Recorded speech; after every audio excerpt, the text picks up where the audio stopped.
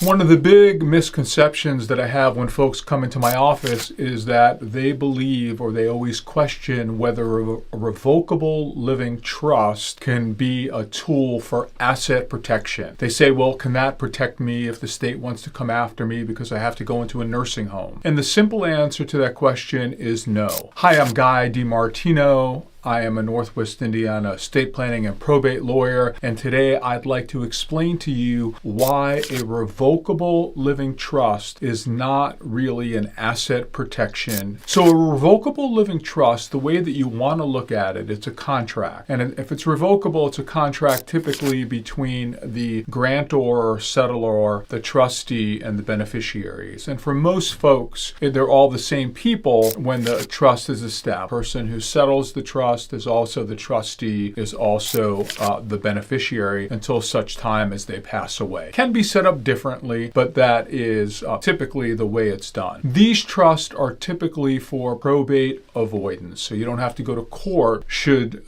you pass away or when you pass away, because none of us are going to get out of here without that. So the way that you want to look at a trust is like a box or a wagon. You can put things into it or you can take things out of it. And what you do, and the way you should look at it, is anything that is titled in the trust is part of the trust. But the rule is, if you can get at the property, you as the trustor, or you as the trustee, or you as the beneficiary, if you have access to the property, then your creditors have access to the property, because you can easily go into there, take that property out, liquidate it, and pay off, whether it's because of an accident, whether it's because of a debt, whether it's no matter what it is.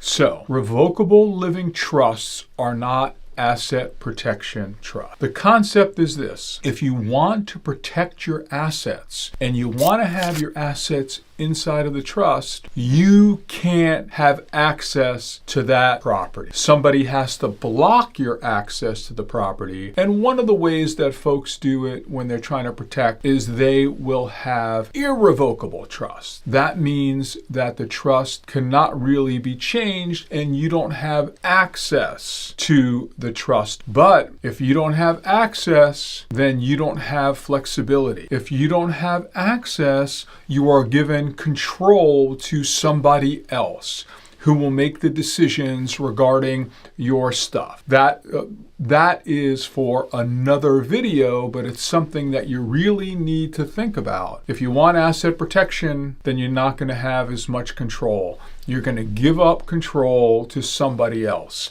If you have any questions, you can always reach out to me. I am Guy DiMartino. Have yourself a great day.